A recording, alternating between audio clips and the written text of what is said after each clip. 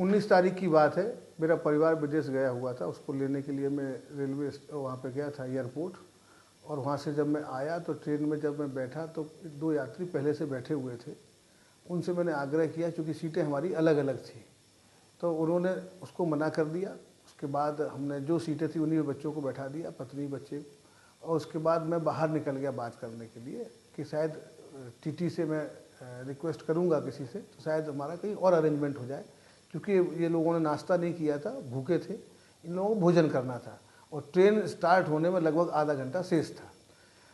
लेकिन मैं जब फ़ोन पे बात कर रहा था, जिसके आजकल तो एकदम पूरे मार्केट में, मीडिया में पूरे फुटेज भी आ गए हैं, तो मैं फ़ोन पे बात कर रहा था तो एक 52 नंबर पर जो यात्री बैठे थे वो बार बार सीट पे बैठे कुछ बोल रहे थे और फिर उसके बाद एकदम बाहर बहुत तेज़ी से आए और मेरे से एकदम उलझ गए, एकदम मेरे ऊपर हमलावर हो गए। मैं समझ नहीं पाया कि इनको क्या ऐसा हो गया। और फिर साथ में दूसरे यात्री भी आ गए और मेरे गनर के बताने के बाद भी कि ये विधायक हैं, और बोले क्या क्या बोला उन्होंने जिसकी कोई सीमा नहीं। लेकिन मैं बार बार भी उनको निवेदन करता रहा, अनुरोध करता रहा कि भाई आप ऐसा क्या है, क्यों आप इतने आक्रोशित हैं। मुझे ऐसा लगा कि शायद नशे में हो या कोई और बात हो सकती है, या मुद्दा बनाने की कोशिश कर रहे हो। उन्हें मालूम चल गया कि ये विधायक है। तो ये सारी चीज़ें घटना घटी। मुझे जो घटना हुई है झांसी स्टेशन पर, उसके लिए बहुत कष्ट भी है, खेद भी है। और उस घटना के बाद अगले दिन मैंने जिनके साथ में मिस हैंडलिंग हुई, उनसे मैंने बात की, भैया मेरे कारण आपको कष्ट हुआ है, मैं खेद प्रकट करता हूँ, क्योंकि वो मेरे व्यवहार से पूरी तरीके से संतुष्ट थे, मेरे और मेरे परिवार के। क्योंकि यात्रा वो जो विवाद हुआ था उसके बाद भी हम लोगों ने साथ में ही लगभग यात्रा की थी। कुछ समय के लिए हमको अलग किया गया था, तो वो जान भी रहे थे कि इनका व्यवहार बहुत ही शालीन है हमारा और हमारे परिवार का। अब तो सारी चीज़ें मीडिया में एकदम ओपन है, सब चीज़ें एकदम दूध की तरह, कांच की तरह साफ है एकदम। तो अब कोई चीज़ ना किसी के पास छुपाने के लिए है, ना कोई चीज़ बताने के लिए है। मैं इतना ज़रूर कहूँगा कि हम लोग पार्टी के अनुशासित कार्यकर्ता हैं और कभी भी गलत चीज़ों को हम लोग बढ़ावा नहीं देते, गलत चीज़ों का समर्थन नहीं करते, मारपीट का समर्थन नहीं करते। ये पार्टी दीनदयाल जी, श्यामा प्रसाद मुखर्जी जी से प्रारंभ होकर और अटल जी और आदरणीय मोदी जी की ये पार्टी है।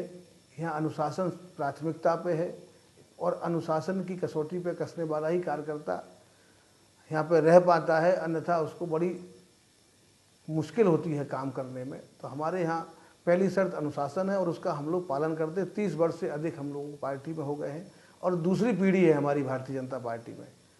तो ये सारी बातें हैं, लेकिन दुखद है। और लेकिन मेरा पक्ष बिल्कुल भी नहीं दिखाया गया, मेरा पक्ष ना सुना गया। मेरे से लोगों ने बात तो की, मीडिया वालों ने, कि आप अपना पक्ष बताइए, लेकिन उस पक्ष की कहीं कोई चर्चा नहीं की गई। लेकिन आज स्वतः ही सारी चीज़ें अपने आप ही मीडिया में भी आ गई हैं और समाज के बीच में भी सारी चीज़ें आ गई हैं। अब मैं कह सकता हूँ कि मेरा 1% भी इस घटना में कहीं कोई योगदान नहीं है, कहीं कोई रोल है नहीं है हमारा।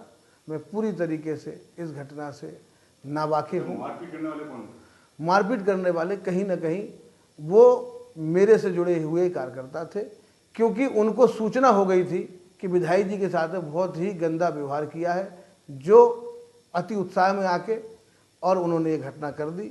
मैं उनसे पूरी तरीके से ये प्रशासन से भी कहूँगा कि जो जिसने किया है उसके साथ में वैसा व्यवहार करे, क्योंकि पार्टी कानून से चलती है, हमारे यहाँ अनुशासन से चलती है और सरकार कानून से चलती है। अच्छा, भारतीय जनता पार्टी ने आपको एसएसटी कर दिया? वो मैं आभारी हूँ आदरणीय अध्यक्ष जी का, कि पार्टी के सभी वरिष्ठ नेताओं का, कि उन्होंने मेरा पक्ष जानने का प्रयास किया, मेरा पक्ष जानने की कोशिश की, और मैं अब अपनी सारी बातें उनके पास रख पाऊँगा। जो भ्रम है, जो मेरे प्रति एक नकारात्मक माहौल बनाया गया, उसके जवाब में भी मैं अपनी बात रखने में सफल रहूँगा। किसने बनाया नकारात्मक?